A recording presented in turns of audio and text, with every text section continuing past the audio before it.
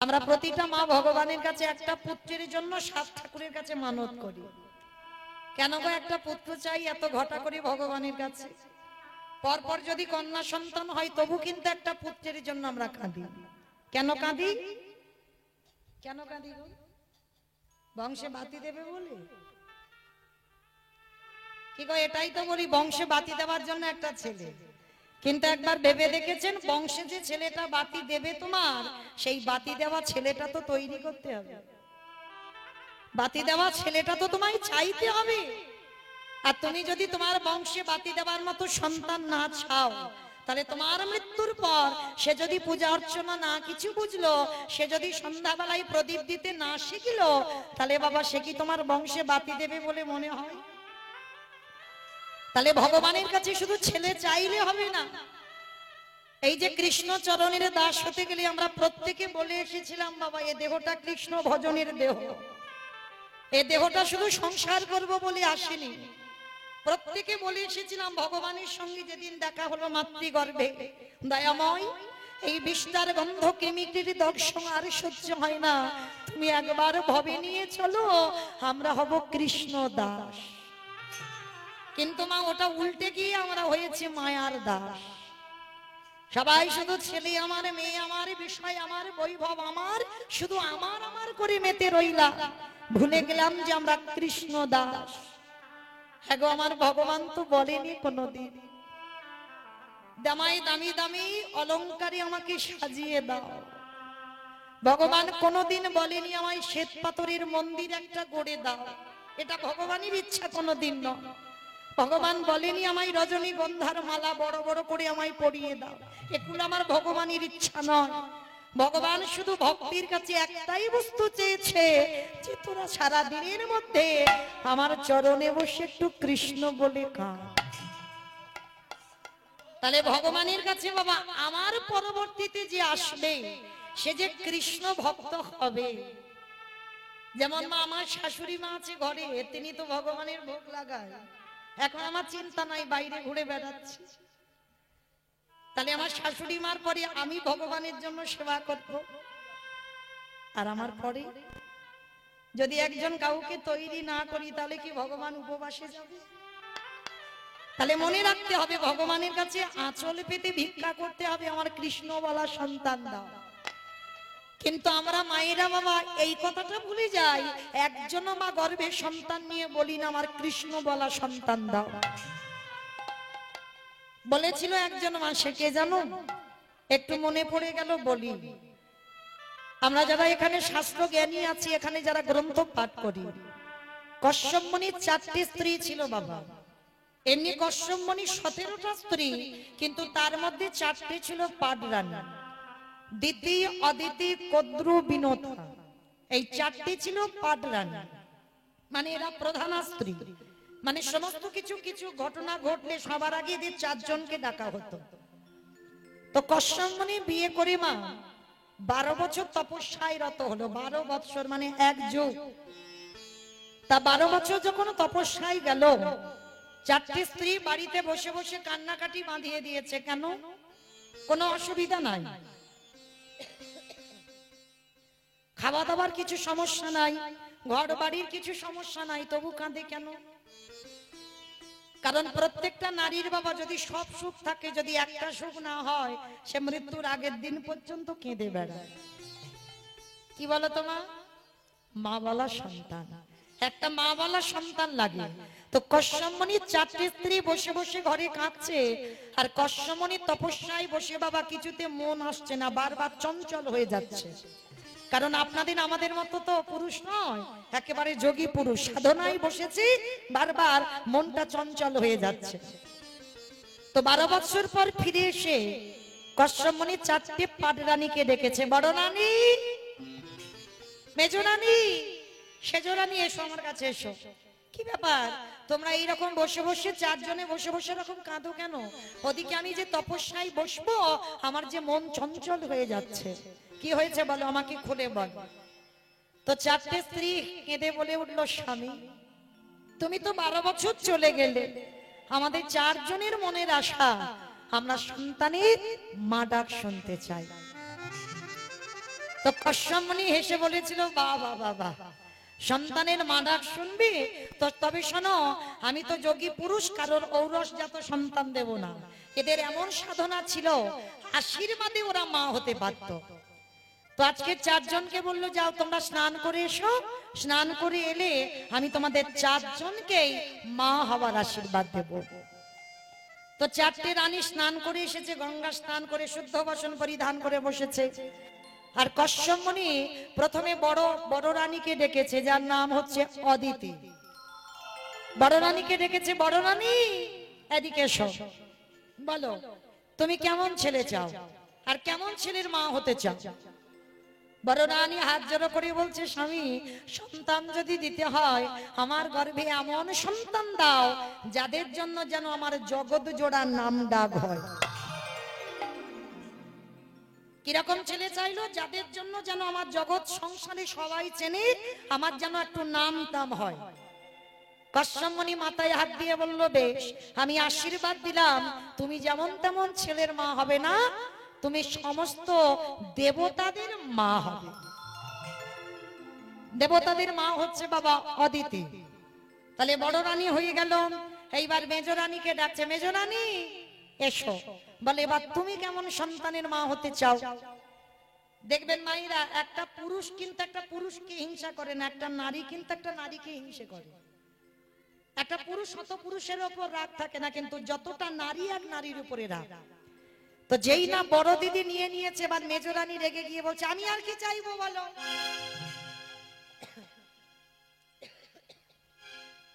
তুমি তো বড় দিদিকে দিয়ে দিলে, আর আমার ভাগে কি আর কিছু আছে? কে বলেছে? কে বলেছে তোমার ভাগে কিছু নাই? বলো তুমি কেমন সন্তান চাও? মেজ রানী রেগে গিয়ে বলছে, ওই বড় রানীর উপরে রাগটা দেখাচ্ছে স্বামীর কাছে। শোনো, বড় দিদিকে তো দিয়ে দিলে বড় বড় আশীর্বাদটা, তাহলে আমার গর্ভে এমন ছেলে দাও যেন বড় দিদির থেকে আমার ছেলের আরো দ্বিগুণ শক্তিশালী হয়। কশ্যপ মুনি চমকে উঠেছিল, সে কি গো, তুমি বড় দিদির হিংসায় জর্জরিত হয়ে এমন ছেলে চাইছো যে বড় দিদির থেকে তোমার ছেলেরা আরো দ্বিগুণ শক্তিশালী? বেশ, চেয়েছো যখন, আমি তোমার আশীর্বাদ দিলাম, তোমার গর্ভে যারা আসবে তারা হবে সবাই অসুর। মনে রেখো না, এই যে দেবতা দানবদের যুদ্ধ হয় না, এই যে মহালয়া হয়ে গেল, এই অসুরদের সঙ্গে যুদ্ধ হলো, এরা কিন্তু অন্য কেউ নয়, সব কিন্তু এরা ভাই ভাই, সব ভাই ভাই। এদের বাবা একটাই, মা গুলো আলাদা। এর দ্বারা প্রমাণিত কি হলো বাবা? বাবা হলো বীজ, মা হলো ক্ষেত্র বা মাটি। বীজটা বপন করা হলো, মাটি যদি গন্ডগোল হয় কোনোদিন ফসল ভালো হবে না। অনেকে প্রশ্ন করে, মৌমিতা তুমি তো শুধু মাটির কথা বললে, কই তুমি তো ওই বীজের কথা বললে না। কিন্তু এটা যদি, তার জন্য তো প্রমাণ দিয়ে গেল শাস্ত্র। কশ্যপ মুনির 4টে স্ত্রী ছিল, তাহলে বাবা তো একটাই ছিল। তাহলে বাবা যদি একটাই হলো, তাহলে ছেলেগুলো এইভাবে তৈরি হলো কেন? কিসের জন্য? বাবার জন্য নয়, শুধুমাত্র আমাদের মতো নারী জাতিদের জন্য। নিতাই গৌর প্রেমানন্দে হরি বল। তাহলে নারীরা চাইতে জানে না, তাই তো সন্তান পায় না, ভালো ছেলের মা হয় না। তাহলে স্বামীর কাছে যে যাব, আমাদের চাইতে হবে, তেমন দিন তেমন তিথি তেমন সময় চাই, তবে তো তুমি সুসন্তানের জননী হবে। তাহলে বড় দিদির সন্তানরা হলো দেবতা, আর মেজ দিদির সন্তানরা হলো অসুর। এবার তৃতীয় রানী মানে সেজ রানীকে ডেকেছে, অসেজ রানী আর দেরি না, এসো, তোমার বড় দিদি মেজ দিদি নিয়ে নিল, এবার বলো তুমি কেমন ছেলে চাও? আর এরা দুজনে আগে নিয়ে নিয়েছে বলে বাবা, সে তো রাগের মাথায় একেবারে সর্বশরীর যেন জ্বলছে। মানে বড় দিদি ভালোটা নিয়ে নিল, মেজ দিদি ভালোটা নিয়ে নিল, আর তার বেলা কি আর ভালো জিনিসটা আছে? সে তো রেগে একেবারে লাল হয়ে গেছে। কশ্যপ মুনি বলছে, বলো সেজ রানী তুমি কেমন সন্তান চাও? সেজ রানী রেগে গিয়ে বলছে, আমি আর কি চাইবো বলো? বড় দিদি মাথারটা নিয়ে নিল, মেজ দিদি মাথারটা নিয়ে নিল, আমি আর কি চাইবো? তবে আমার যদি গর্ভে সন্তান দিতেই হয়, এমন সন্তান দাও, শুধু বর দিদির ছেলে নয়, মেজ দিদির ছেলে নয়, গোটা পৃথিবীর মানুষ সবাই যেন আমার ছেলেকে দেখে ভয়ে থরথর করে কাঁপে। চমকে উঠেছে কশ্যপ। হ্যাঁ গো সেজো রানী, তুমি এক নারীর হিংসায় জর্জরিত হয়ে এমন ছেলে চাইছো যে তোমার ছেলেকে দেখে সবাই পৃথিবী ভয় পাবে। হ্যাঁ, আমি ওই রকম ছেলে চাই। বেশ, তখন ওই রকম ছেলে চাইছো, তোমার চাওয়াতে আমি সন্তুষ্ট, আশীর্বাদ দিলাম। তোমার গর্ভে যারা আসবে তারা হবে সবাই এক একটা বিষধর সাপ। পৃথিবীতে যত রকমের সাপ আছে, সাপেদের মা হলো কদ্রু। তাহলে মা দেখো, মাটির গন্ডগোল, চাইতে জানছে না, যেমন চাইছে স্বামী তেমন ছেলে দিচ্ছে। তাহলে এবার তিনটে রানী হয়ে গেল। আর ছোট রানীটা কি যেন বললাম? বিনতা। বাহ, বিনতা। ছোট রানীটার নাম হচ্ছে বিনতা। আর এই ছোট রানীটা মা, ইনি কিন্তু বউ ছিল না, স্ত্রী ছিল না, সহধর্মিণী ছিল। সর্বদাই এই বিনতার খুব রূপবতী, খুব সুন্দর দেখতে। কিন্তু জানো, কশ্যপ মুনি তো ইহা মাথায় জটা, খুব একটা দেখতে শুনতে ভালো নয়, ভালো পোশাক আশাকও পরে না, কিন্তু এমন পতি সেবা করত, শরীরের, বিনতার শরীরের রংটা ছিল একেবারে কাঁচা সোনার মতো। কিন্তু বাবা কশ্যপ মুনিকে সেবা করতে গিয়ে রংটা একেবারে কালো মলিন হয়ে গেল। এত ধর্মপরায়ণ নারী ছিল। তাহলে বড় রানী, মেজ রানী, সেজ রানী নিয়ে নিল, আর ছোট রানীটা দূরে দাঁড়িয়ে দাঁড়িয়ে কাঁদছে। এই জায়গাটা মা শুনবেন, সবাই তো এখানে নারী আমরা, কিন্তু সবাই নারী বললে সবাই কিন্তু এখানে বউ নয়, সবাই স্ত্রী নয়, আর সবাই আমরা সহধর্মিণীও নয়। নারীদের মধ্যে অনেক পার্থক্য আছে। তাহলে এরা আগে তিনজনে চেয়ে নিল, আর ছোট রানীটা দূরে কাঁদছে। কশ্যপ মুনি ডাকছে, অবিনব, মানে ওকে খুব ভালোবাসতো, আদর করে ডাকছে, বিনতা নয়, বিনো, এদিকে এসো। বলো, এ কি তোমার চোখে জল, তুমি কাঁদছো? ও বুঝতে পেরেছি, তোমার বড় দিদি নিয়ে নিল, মেজ দিদি নিয়ে নিল, সেজ দিদি নিয়ে নিল, আর তোমার ভাগে কিছু নেই, ওই জন্য কাঁদছো। বলো, তোমার বড় দিদি মেজ দিদিকে দিয়েছে আর তোমাকে দিতে পারবো না? বলো তুমি কেমন ছেলে চাও? স্বামীর চরণে প্রথমে প্রণাম। কে গো, সন্তান চাওয়াটা শিখে নাও। স্বামীকে প্রণাম করে বলছে, ওরকম করে বললে হবে না, আমি যেমন সন্তান চাইবো তেমন দেবে, তুমি আগে ত্রিসত্য করো। আমি কথা তো দিলাম যে ওর দিদিরা চেয়েছে তোমাকে দেব না, বলো ত্রিসত্য করার কি আছে? না, আগে ত্রিসত্য করতে হবে। আমি যেমন ছেলে চাইবো তেমন ছেলে চাই। ঠিক আছে, আমি তোমার কেশ স্পর্শ করে ত্রিসত্য করলাম, তুমি যেমন সন্তান চাইবে আমি তোমাকে তেমন সন্তান দেব। স্বামী গো, আমারে বড় দিদির মতো ছেলে চাই না, আমারে মেজ দিদির মতো ছেলে চাই না, আমার শেষ দিদির মতো ছেলে চাই না, আমারে গর্ভে তুমি বেশি নয় একটা সন্তানে দিও, তবে তোমার চরণে নিবেদন, যে সন্তানে তুমি আমার গর্ভে দেবে, তুমি আমার মাথায় হাত দিয়ে আশীর্বাদ করো, সে যেন কৃষ্ণ বলা, কৃষ্ণ বলা পাখি হই গো। নিতাই গৌর কৃষ্ণ প্রেমানন্দে হরি বল।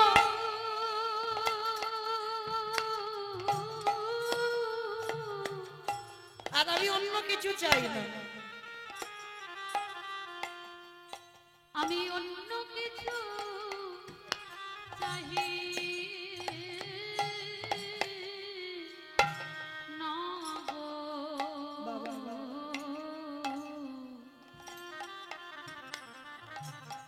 সে যেন কৃষ্ণ বলে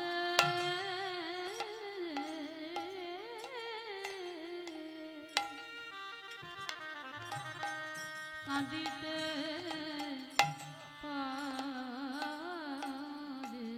চমকে উঠেছে কশ্যপ। বিনতা, তুমি আমার কাছে কেমন সন্তান চাইছো?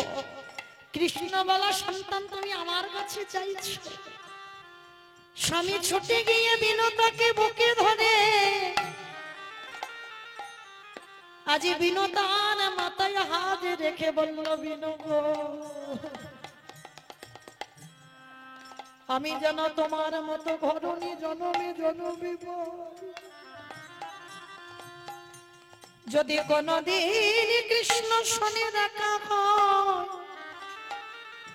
আমার কৃষ্ণকে জানাইয়ে দেব হে দয়াময়, আমি যেন বিনতার মতো ঘটনি পাই। শোনো বিনু, তোমার মাথায় হাতে দিয়ে আমি বরি দিলাম, বেশি নয়, তুমি দুটো সন্তানের জননী হবে। এদের তো এত এত সন্তান দিয়েছে, আর বিনতার দুটো সন্তানের আশীর্বাদ দিল। একটা হবে গরুর পাখি, আর একটা হবে অরুণ পাখি।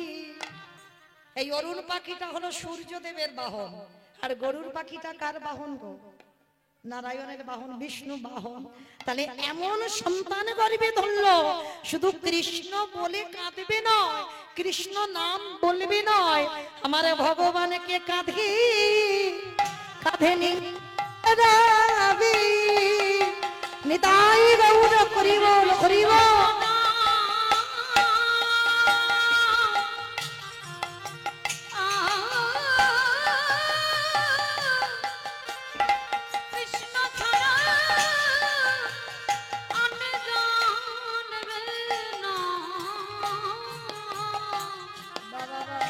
ভগবানকে কাঁধে নিয়ে যাবে। আস্তে।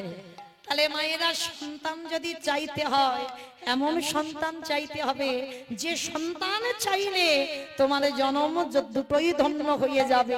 তোমার পূর্বপুরুষে যদি কেউ নরক যন্ত্রণা পায়, তুমি এমন একটা সন্তান ভগবানের কাছে চাও, সেই সন্তানের জন্য তোমার সেই 7 পুরুষ পর্যন্ত উদ্ধার হতে পারে। তবে মায়েরা একটা কথা, অনেক অনেক ভক্তরা বলে, আচ্ছা বলো তো, কাঁদলে কৃপা হয় না হরি বললে কৃপা হয়? কোনটা কৃপা হয়? তাড়াতাড়ি কাঁদলে কৃপা হয় না হরি বললে কৃপা হয়? কেঁদে কেঁদে হরি বললে। বাহ, খুব বুদ্ধিমতী মা। কিন্তু মায়েরা এই প্রশ্নটা মৌমিতা করছে না, করেছিল বাবা শ্রী শ্রী রামকৃষ্ণ পরমহংসদেবকে নরেন, মানে পরবর্তী দিনে বাবা যে বিবেকানন্দ হয়েছে, নরেন প্রশ্ন করেছিল রামকৃষ্ণ দেবকে, গুরুদেব, অগুরুদেব, কাঁদলে কৃপা হয় না হরি বললে কৃপা হয়? আর ঠাকুরের বই যারা পড়েছেন বাবা, ঠাকুর তো শালা শালা বলে ডাকতো। যার সঙ্গে কথা বলবে বাবা, কথা বলতে গিয়ে কতবার যে তাকে শালা শালা বলবে তার ঠিক ঠিকানা নেই। কোন শালা বলতো গো? বউয়ের ভাই শালা, পাঠশালা না গোশালা? না, শা মানে মুক্তি, লা মানে নৌকা, ওই মুক্তির নৌকাতে পারা পারা হবে। তাই তো ঠাকুর সবাইকে শালা শালা বলে ডাকতো।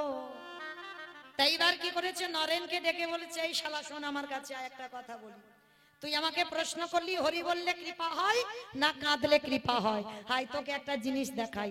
আচ্ছা নরেন, এক্ষুনি তুই একটা পেরেক আর একটা চুম্বক নিয়ে আয়। তা বলে, গুরুদেব, আমি তোমার কাছে জানতে চেয়েছি হরি বললে কৃপা হয় না কাঁদলে কৃপা হয়, তা তুমি পেরেক আনতে বলছো কেন আর চুম্বক আনতে বলছো কেন? আরে শালা, যেটা বলছি তুই সেটা কর। তা বলে কি করেছি, ঠাকুরের কথা মতো বাবা এক হাতে একটা পেরেক এনেছে আর এক হাতে চুম্বক এনেছে। আর এনে যেই না ঠাকুরের কাছে দাঁড়িয়েছে, ঠাকুরকে বলছে, ঠাকুর এবার কি করব? বলে, শোন, এইবার চুম্বকটা পেরেকটা দুটো কাছাকাছি নিয়ে যা। তা যেই না কাছাকাছি নিয়েছে বাবা, দুটোতে এক হয়ে যাবে। তা যেই না দুটো এক হয়েছে, তা ঠাকুর বলছে, আরে নরেন, ওই পেরেকটা চুম্বককে টানলো না চুম্বকটা পেরেককে টানলো? বলে, ঠাকুর এই জন্য তোমায় শুধু পাগলই বলে, আমি তো একটা সাধারণ কথা জানতে চেয়েছি, হরি বললে কৃপা হয় না কাঁদলে কৃপা হয়? তুমি পেরেক আনতে বললে, চুম্বক আনতে বললে, আবার দুটোকে এক জায়গা দিলে, আবার বলছে কে কাকে টানলো, এত প্রশ্ন কেন? বলে আরে শালা আমি বলছি শোন না, আমি তোকে বলবো খুলে, আগে বল কে কাকে টানলো। বলে কেন চুম্বকটা পেরেককে টানলো। বলে ও আচ্ছা ঠিক আছে। আচ্ছা নরেন, এইবার একটা কাজ কর, তুই ওই পেরেকটাই ভালো করে কাদা মাখিয়ে দে তো। উফ, কি জ্বালাই পড়েছে বলে, আবার পেরেকে কাদা মাখাতে হবে। আরে দে না, আমি যেটা বলছি। এবার ভালো করে পেরেকে কাদা মাখিয়েছে, আর যেই না কাদা মাখিয়েছে, আর লোহার ওই চুম্বকটার পেরেকটা দুটো কাছাকাছি এনেছে। তা বলে হ্যাঁ রে, কেউ কাউকে টানছে? বলে না, টানবে কি করে? তুমি যদি পেরেকে কাদা মাখাতে বলো, তা চুম্বকটা কি আর পেরেককে টানতে পারে? ওর তো গায়ে কাদা মাখানো, তো টানবে কি করে? বলে শোন শালা, এবার তোকে আমি বলবো। ওই পেরেকে হলো এই জীবাত্মা রূপী ভক্ত, আর চুম্বক রূপী হলো আমার পরমাত্মা রূপী ভগবান। এই জীবাত্মা রূপী পেরেকে যদি কামনা বাসনার কাদা লেপন থাকে, কোনদিন পরমাত্মা রূপী ভগবান জীবাত্মাকে টানতে পারে না। তাহলে টানবে কখন? যদি একবার হা কৃষ্ণ প্রাণে গৌরী বলে, যদি একবার নয়ন জলে জলে ভাসিতে পারে। নিতাই গৌর হরি বল।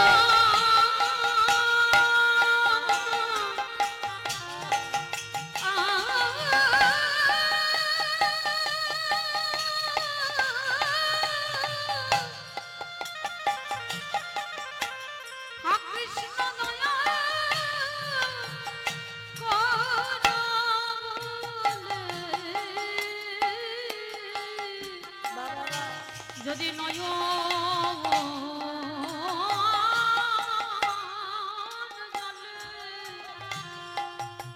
নয়ন জলে ভেসে ডাকিতে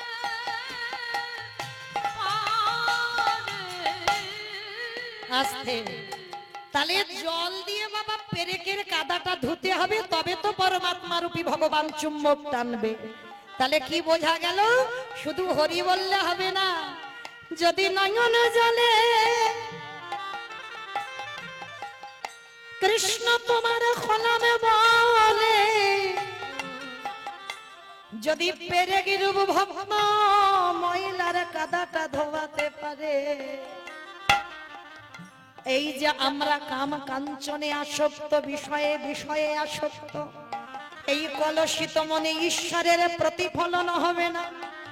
আর ঈশ্বরের প্রতিফলন তখনই হবে যদি তুমি নয়নে জলে তোমার কামনা বাসনার কাদাগুলো ধোয়াতে পারো। আমারে ভগবান কি থাকতে পারে? নিতাই গৌর হরি বল, হরি বল।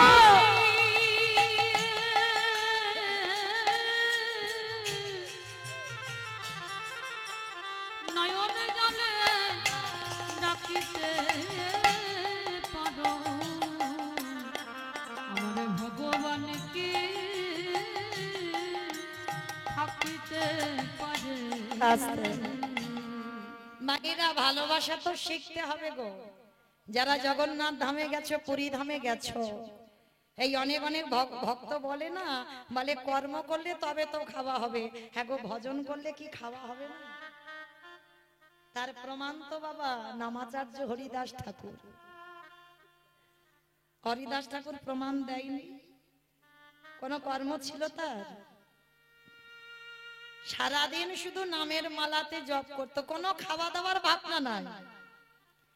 যারা পুরী ধামে যাবেন বাবা, পুরী ধামে একটা জায়গা আছে গম্ভীরা, আর গম্ভীরার পাশেই আছে গো সিদ্ধ বকুল। দেখেছেন সিদ্ধ বকুল? কই কতজন দেখেছেন? একবার হাত তোলেন তো দেখি। বাবা বাবা, বড় ধন্যাতি ধন্য জায়গা গো। ওই যারা সিদ্ধ বকুলটাকে দেখেছেন, ওই বকুল গাছটাকে একবার পরশ করবেন যারা পরবর্তী দিনে যাবেন। এই সিদ্ধ বকুলটা কিভাবে জন্ম নিয়েছিল জানো? শুনে রাখো। এই হরিদাস ঠাকুর নাম করত, কোনোদিন খাবার ভাবনা ভাবেনি, ভক্তরা দিয়ে যেত, যতটুকু লাগতো ততটুকু নিত। যে অনেক অনেক ফল দিয়েছে বাবা, সেগুলো সব বসে বসে খাবো না। মহাপ্রভু প্রতিজ্ঞা করেছিল, হরিদাস তোর খাবারের চিন্তা করতে হবে না, তোর খাবারের ভাবনা আমি করব। প্রতিদিন আমার মহাপ্রভু গম্ভীরা থেকে যেত জগন্নাথের কাছে। জগন্নাথের তো বাবা রাত 12টা পর্যন্ত ঘন্টার পর ঘন্টা শুধু ভোগ লাগানো হয়। জগন্নাথ ওখানে শুধু খাবারের জন্য এসেছে, সারাদিন তাকে খেতে দিতে হবে। আর আমার চৈতন্য মহাপ্রভু ওই প্রতিদিন জগন্নাথের কাছে গিয়ে বাবা প্রসাদিনী নিজে আগে খেত না। হরিদাস তো রোদের বসে বসে নাম জপ করতো, হরিদাসকে সে খাইয়ে যেত। মহাপ্রভু নিজের হাতে খাওয়াবার পর আবার হরিদাস নামে বসে যেত। তো আজকের বাবা সকালবেলা মহাপ্রভু গেছে জগন্নাথের কাছে প্রসাদী আনতে। আর প্রসাদী স্বরূপ আমার মহাপ্রভুর হাতে কি দিয়েছে জানো? একটা বকুলের দাঁতন কাঠি। মানে জগন্নাথ দাঁত মাজে কিসে করে না, ওই একটা বকুল গাছের একটা টুকরো, সেইটা জগন্নাথকে দিয়েছে দাঁত মাজার জন্য। তো এইবার কি করেছে, মহাপ্রভুর হাতে ওই প্রসাদীটাই পড়েছে, ওই বকুলের একটা টুকরো। তা যেই না পড়েছে, যাই হোক, এইটাই আজকের হরিদাসের ভাগে হয়তো ছিল। তো কোনো প্রসাদী নয়, তো ওই প্রসাদীটা এনে হরিদাস তো নাম জপ করছে, ওই বকুলের কাঠিটা এনে হরিদাসকে দিয়েছে। হরিদাস এই নাও, এইটা তোমার জন্য আজকের প্রসাদী আমি পেয়েছি, ভালো কিছু পাইনি। ভক্ত তো, তো সেই বকুল কাঠিটা ভেঙে অর্ধেকটা প্রসাদী হিসাবে খেয়েছে। আর অনেকটা প্রসাদী তো, তা দাঁতন কাঠি একটুখানি বাকি ছিল, সেইটা ওই মাটিতে পুঁতে দিয়েছে। একটুখানি বাকি ছিল, ওইটা মাটিতে পুঁতে দিয়েছে। আর যখনই মাটিতে পুঁতে দিয়েছে গো, হরিদাস নাম জপ করছি, এত রোদ উঠেছে, এত রোদ, মহাপ্রভু আর থাকতে পারছি। আমার ভক্ত হরি নাম করছি, এত ভক্তের কষ্ট হচ্ছে। ভগবান গম্ভীরায় বসে থাকতে পারছি। ভগবান কি করেছে, তার লীলা এমনই লীলা। ওই যে কাঠিটা মাটিতে পুঁতে দিয়েছে না, আপনি থেকে চোখের নিমিষে বাবা একটা বড় বকুল গাছ হয়ে গেছে। হরিদাস কিন্তু জানে না, নাম জপ করে যাচ্ছে নয়ন মোদিত করে। আর ওই বকুল গাছের পাতাগুলো হরিদাসকে আচ্ছাদন করে দিচ্ছে। হরিদাস চেয়ে দেখে না, আমার গায়ে আর রোদের হামলা লাগে না, আর রোদ লাগছে না, ছায়া হয়ে গেছে। যেই না তাকিয়েছে, দেখে না হঠাৎ বাবা সামনে একটা বড় বকুল গাছ।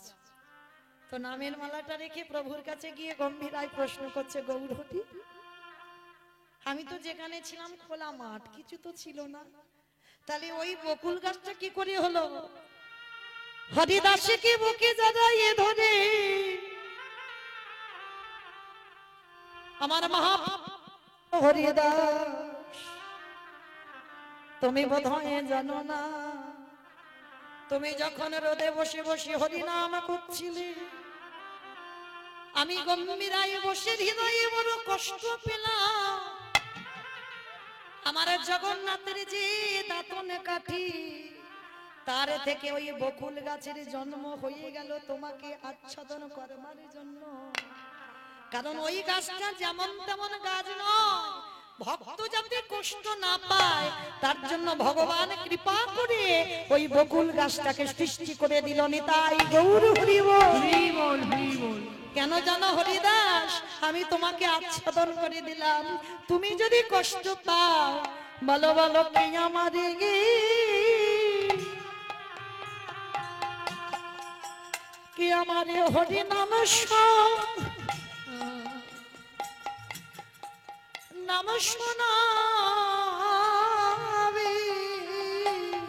আমি যে নিতাই গৌর হরি বল, হরি বল, হরি বল।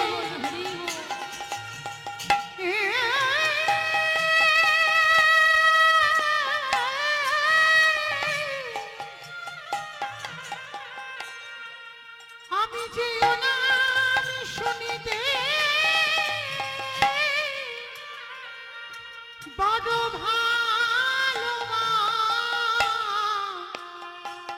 ভালোবাসি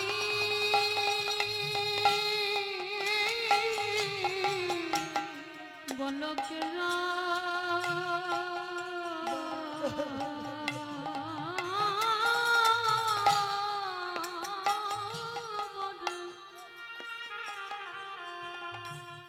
হরে নাম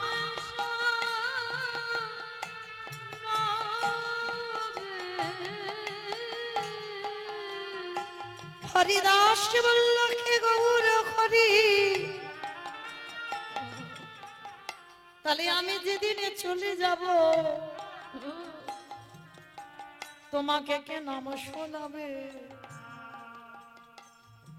গৌর হরি হরিদাসকে ধরে বললেন, হরিদাস এমন কথা বলো না, তোমার মতো করে আমার শুদ্ধ ভক্ত জগতে বড় দুর্লভ, তাই তুমি এমন কথা বলো না গৌর হরি, আমাকে তো যেতেই হবে। তবে কথা দাও না প্রভু, এই জড়া জগতে প্রত্যেকটা মানুষ জ্বালা যন্ত্রণা পেয়ে মরে, তুমি আমার একটা আশীর্বাদ করবে গৌর হরি, আমি যেন জীবনে কোনো জ্বালা যন্ত্রণা না পাই, এই মৃত্যু জ্বালা যেন আমাকে ছুতে না পারে। হরিদাস তুমি কি চাও আমাকে বলো, হে দয়াময়। যেদিনে আমার যাবার সময় হবে তুমি একবার আমার কাছে কথা দিয়ে যাও, আমি পরঘাটে যেদিনে চলে যাব, যাবার সময় এই নয়নে যেন তোমার বদনখানা দেখে যেতে পারি, এই হৃদয়ে যেন তোমার যুগলের চরণ দর্শন করতে পারি, এই হৃদয়ে চরণ যেন ধরিতে পারি, আর এই বদনে যেন আমি হরে কৃষ্ণ না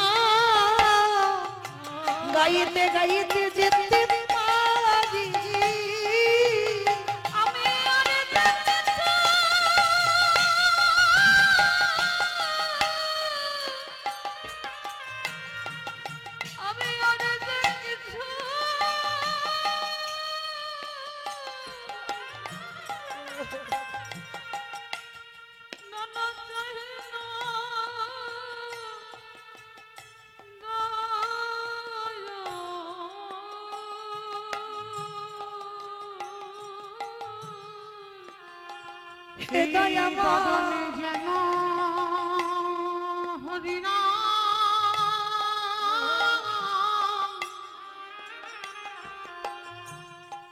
এই নামে গাহিতে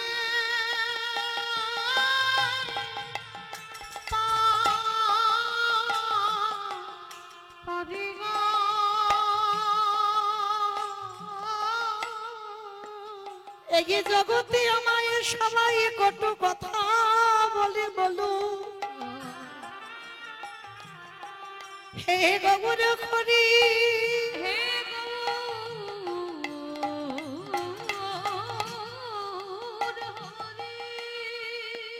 যেদিনে আমি পারির ঘাটে যাবার সময় হবে, যেদিনে পারের ঘাটে যাবার সময় হবে, তোমার কাছে আমার নিবেদন, তুমি জানাই আমার চরণ ছাড়া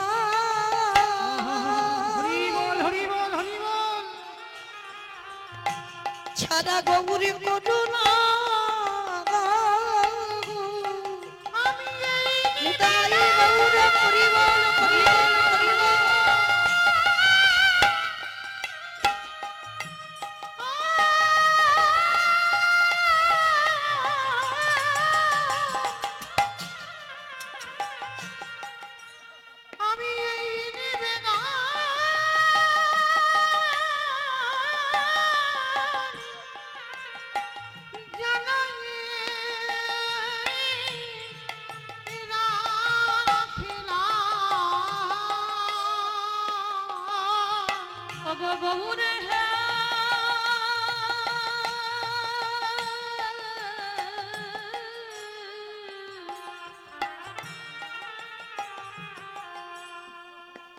ভব পারে যাবার সময়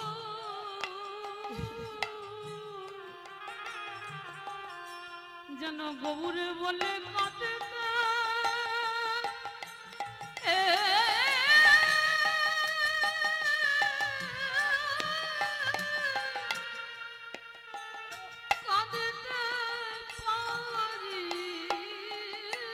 দয়া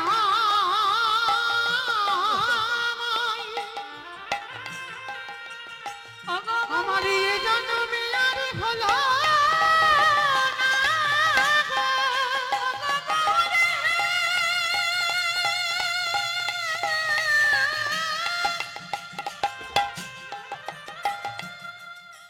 নিতাই গৌর প্রেমানন্দে হরি বল হরি বল হরি বল।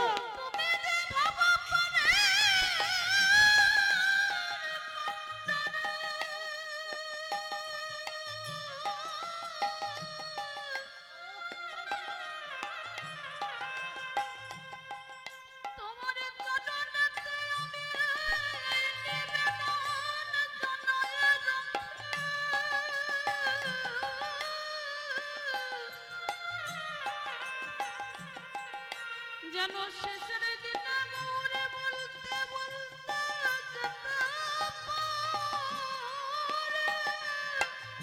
ওগো দয়া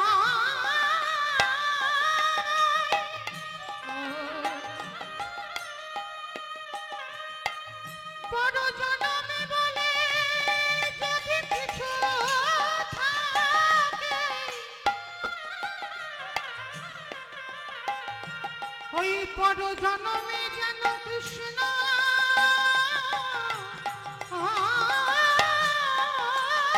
বলে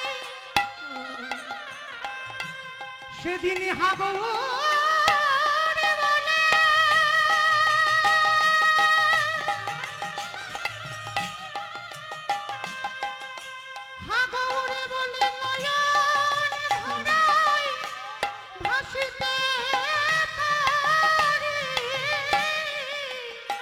আমি যে আর তো কিছু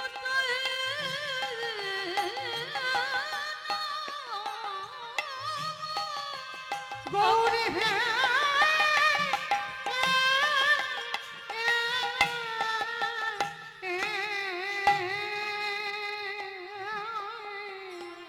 তুমি যেন চরণ ছাড়া হরি বল হরি বল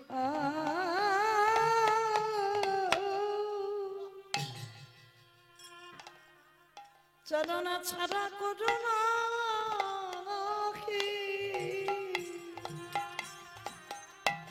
আমার ওই চরণে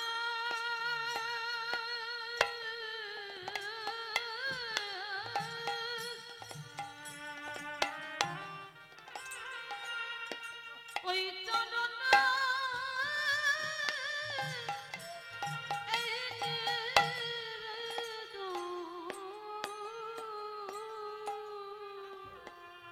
যেন ছগ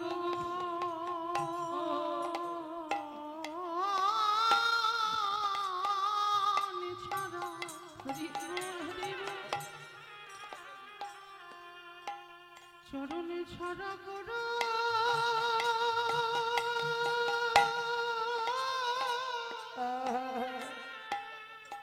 করুণা হে আস্তে ভালো যদি বাঁচতে হয় বাবা এই রকম করে ভালোবাসতে হবে। এই নবদ্বীপের মাটিতে মহাপ্রভুর আর একজন পার্শ্বদ ছিল, কে জানো? মুরারি গুপ্ত। এই মুরারি গুপ্ত কে জানো? বীর হনুমান। হনুমান কলিযুগ হয়েছে মুরারি গুপ্ত। এই যে দেখবেন আমরা এই হিন্দু জাতিদের বাবা ভগবানের তো ঠিক ঠিকানা নেই, কত রকমের ভগবান। কিন্তু একটা কথা মনে রাখতে হবে, ভগবান একটাই। এতে চাংশু কলাপংশ কৃষ্ণেস্তু ভগবান স্বয়ং। একলি ঈশ্বর কৃষ্ণ আর সব ভৃত্য, যারে জয়িছে না চাই তারে তৈছে করে নিত্য। কৃষ্ণ একা স্বয়ং ভগবান, আর যারা আছে দেব দেবী এরা সব ভৃত্য। ভৃত্য মানে ভগবানের চাকর।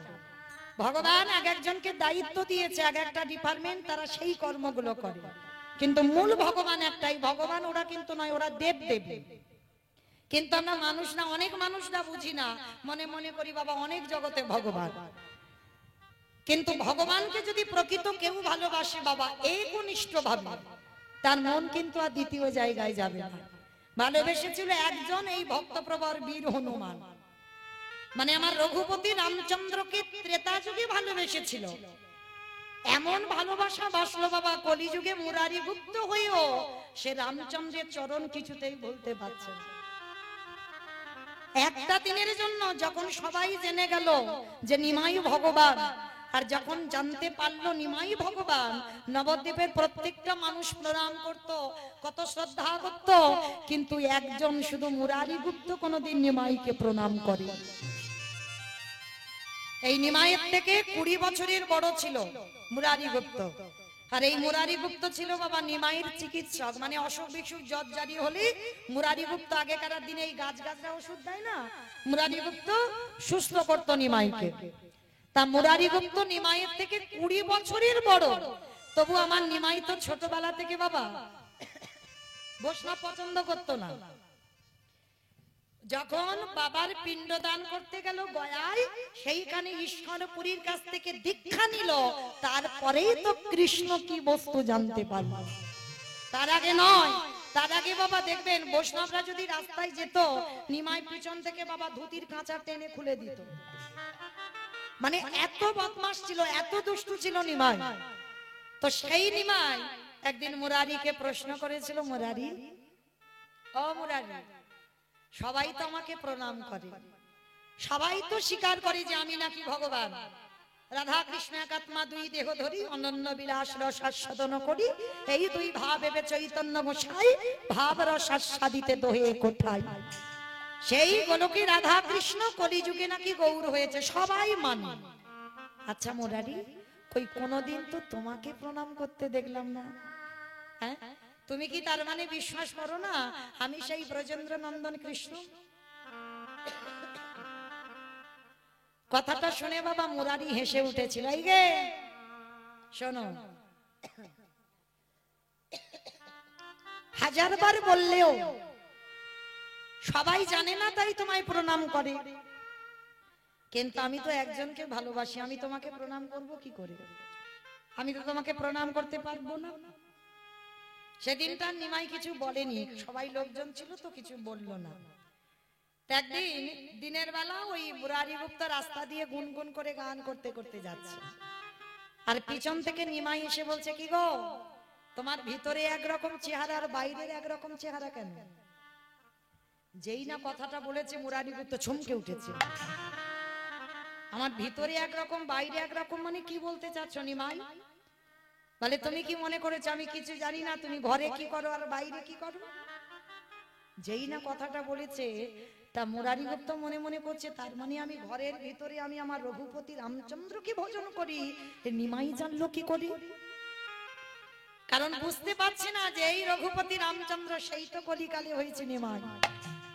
তো মুরারি গুপ্ত সর্বদা কোনদিন কৃষ্ণ প্রণাম নয়, কোনদিন আমার মহাপ্রভুকে প্রণাম নয়, তার একটাই আরাধ্য দেবতা ঘরে নিরজনে পড়ত, যেটা হলো রঘুপতি রামচন্দ্র। তা একদিন আমার নিমাই গিয়ে বলছে, মুরারি, তুমি কি জানো না যেই নারায়ণ, যেই রাম, যেই কৃষ্ণ, সেই তো আমি নিমাই। বলে, হে দয়াময়, তুমি যদি আমার রঘুপতি রামচন্দ্র হও, তাহলে একবার কৃপা করে তুমি আমার দরজার সামনে তীর ধনুক নিয়ে একবার দাদা দেখি। নিতাই গৌর হরি বল, হরি বল।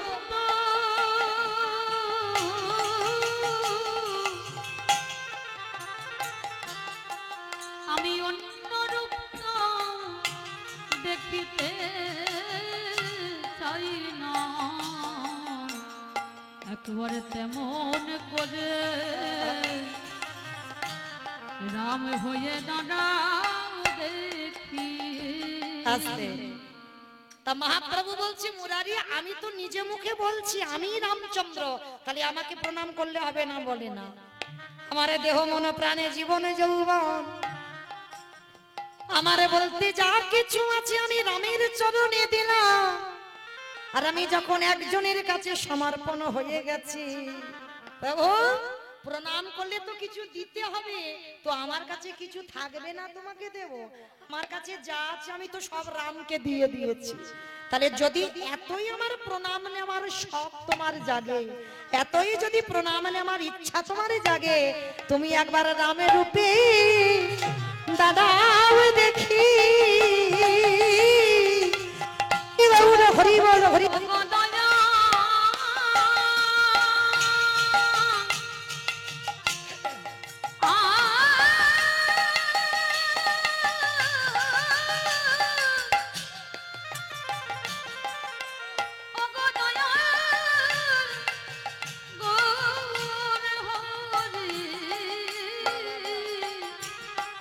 একেবারে রাম হয়ে দাঁড়াও দেখি। আস্তে। তাহলে সেই ভগবান এমন ভক্তির জড়ি রেখেছিল মুরারি, আজকে সেই মুরারি গুপ্তের ঘরের সামনে ভগবান রামচন্দ্র হয়ে কলিযুগে দাঁড়াতে হলো। তাহলে প্রকৃত যদি বাবা এইভাবে ভগবানকে ভালোবাসা যায়, একনিষ্ঠ ভাবে, ভগবান সেই ভক্তের দরজায় বন্দী হতে বাধ্য হবে হবে হবে। তাই তো সেই চৈতন্য মহাপ্রভু কি করছে জানো? কেহ বলে পুরবেতে রাম নবধিলা। বলে পুরাবেতি। আস্তে। অমাইরা, ভগবানের লীলা শুনতে গেলে তো একটু কাজকর্ম করতে হয়, মনে আছে তো? হ্যাঁ, আমি তো আর আপনাদের কাছে কীর্তনিয়া নয়, কারণ যেদিকে তাকাবো সেদিকে আমার আপন চেনা ভক্ত, মানে কীর্তন আসরে কি গাইবো বাবা বুঝে উঠতে পারি না। তো যাই হোক, শুধু চেনা আপনাদের কাছে একেবারে আমি কাছের মৌমিতা, তাই না? তাহলে কই একটু উলুধ্বনি দাও দেখি একবার। কেহ বলে পুরবেতে রাবণ অবধিলা। বলে পুরাবেতি আমার গৌর হে, গৌর গৌর গৌর হে।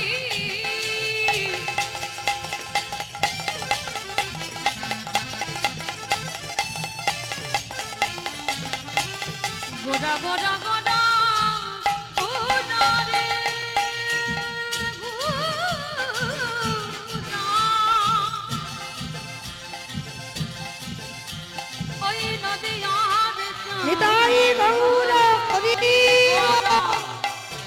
আমার আমার প্রাণের গোড়া। কেহ বলে পুরাবেতে রাবণ বধিলা।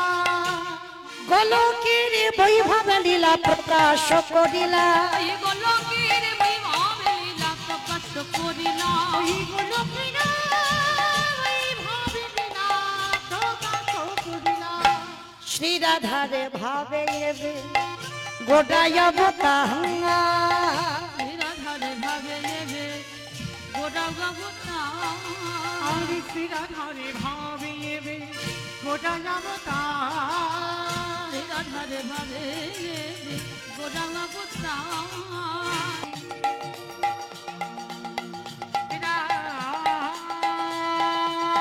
राधे गंगाश्वरी वृषभानि सुतरे तमे नमः हरे प्रेम। नमस्ते नरसिंहाय प्रह्लादनादनायिने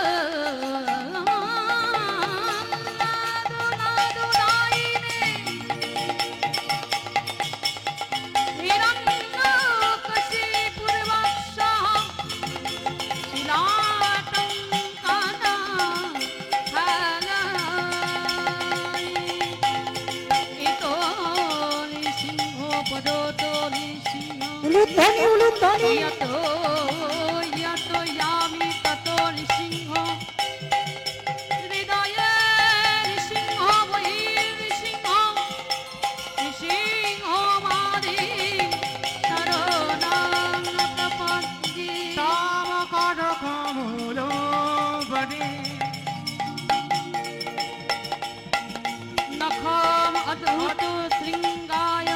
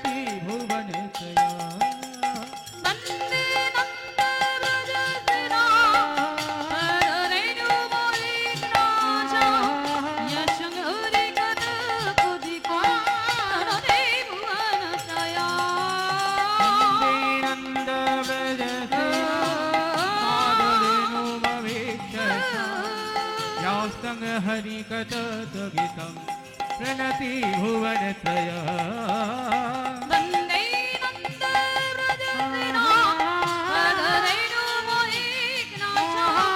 यशगौरिकटुकुदितं करते भुवनत्रया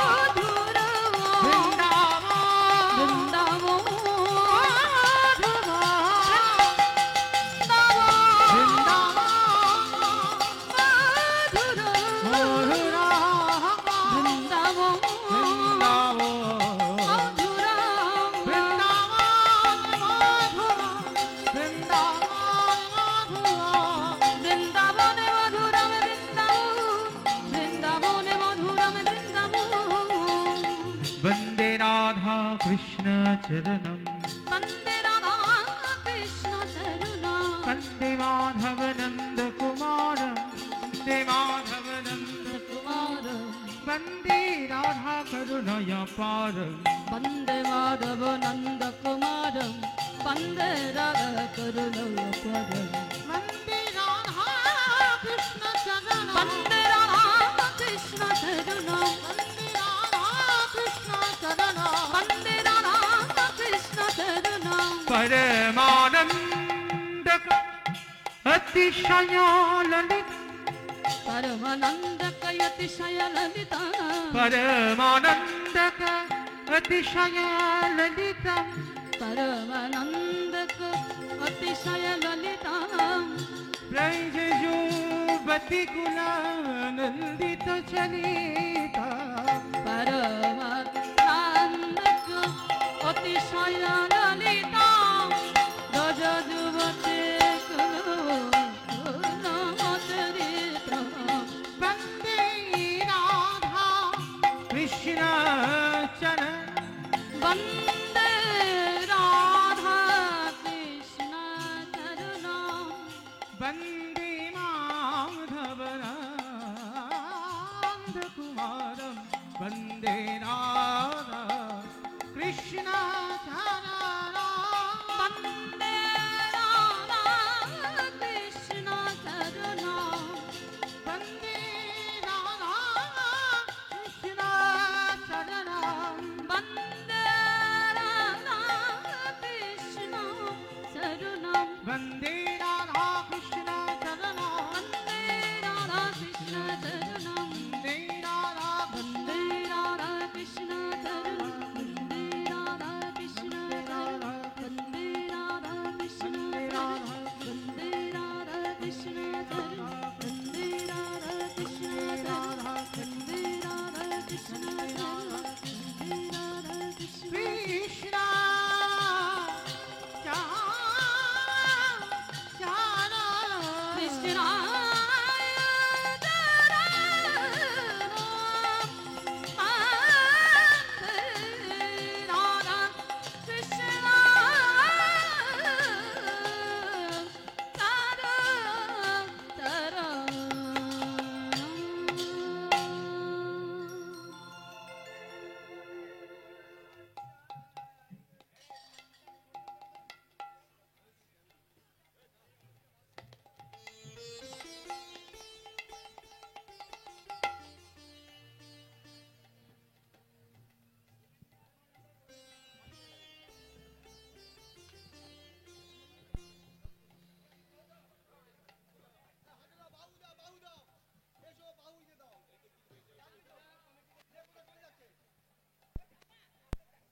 আচ্ছা আচ্ছা কি নাম বলে রাধে আমার এই মা মিনতি মণ্ডল আমাকে একটা উড়ানি দান করেছেন, তবে এ দান গ্রহণ করবার মতো ক্ষমতা যোগ্যতা নাই, তবু রাধারানীর চরণে দিলাম। আর এই বস্তুটা আমার গোবিন্দ সেবার জন্য আমার কমিটি দাদা ভাইদের হাতে আমার এই মা তুলে দিলেন। প্রেম সে বলে নিতাই গৌর প্রেমানন্দ। हरि बोल हरि बोल हरि बोल।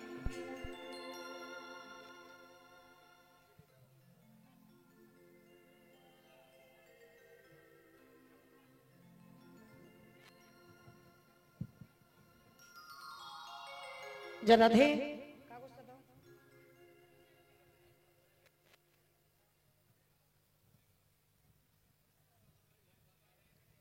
হরে কৃষ্ণ।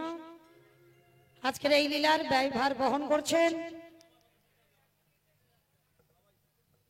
হরে কৃষ্ণ ঈশ্বর রবীন্দ্রনাথ ঘোষের স্মৃতির উদ্দেশ্যে এই লীলার ব্যয়ভার বহন করছেন স্ত্রী রেবা ঘোষ, পুত্র রমেন ঘোষ, সৌমেন ঘোষ ও পুত্রবধূ মৌসুমী ঘোষ, নাতি শ্রিয়ান ঘোষ, লক্ষ্মীপাড়া, করিমপুর, নদিয়া।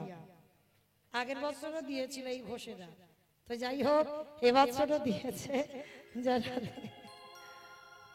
মানে এদের একটা টান থাকে তো ওই জন্য খুঁজে খুঁজে আমায় বের করেছে।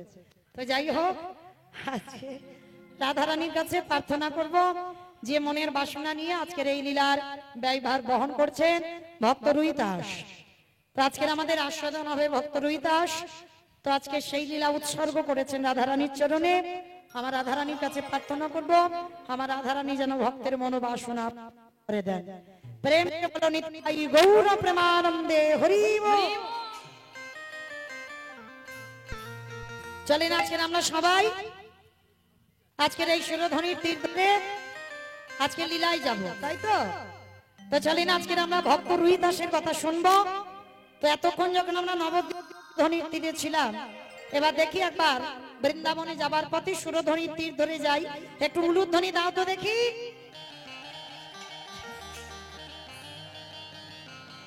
সুরধ্বনির কিনারায় সোনার নুপুরি দিয়া পায় নাচি নগরী গো সুন্দর গৌরাঙ্গরা। সুরধ্বনির কিনারায় সোনার নুপুর দিয়া পায় নাচে নগরী গো সুন্দর গৌরাঙ্গরা। ওই সুরধ্বনির কিনারায় সোনার নুপুরি দিয়া পায় নাচে নগরী গো সুন্দর গৌরাঙ্গরা। ওই সুরধ্বনির কিনারায় সোনার নুপুর দিয়া পায় নাচে নগরী গো সুন্দর গৌরাঙ্গরা। নাচে সুন্দর নাচে সুন্দর ও নাচে সুন্দর গৌরাঙ্গ রায় নগরী গো সুন্দর গৌরাঙ্গরা। ওই সুরধ্বনির কিনারায় সোনার নুপুর দিয়া পায় নাচে নগরী গো সুন্দর গৌরাঙ্গরা।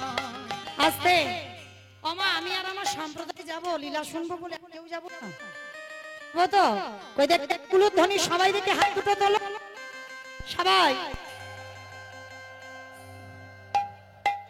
ওমা মাঝে মাঝে ধসে যাচ্ছে কেন? তোলো দেখি সব।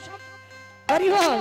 একসঙ্গে তালে তালে করো তালি, কেমন? একসঙ্গে সুন্দর গোপালে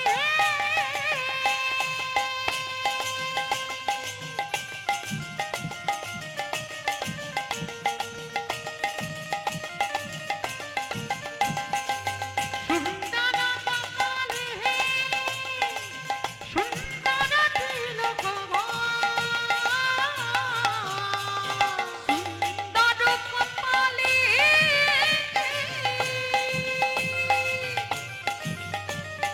সুন্দর তিলক গো।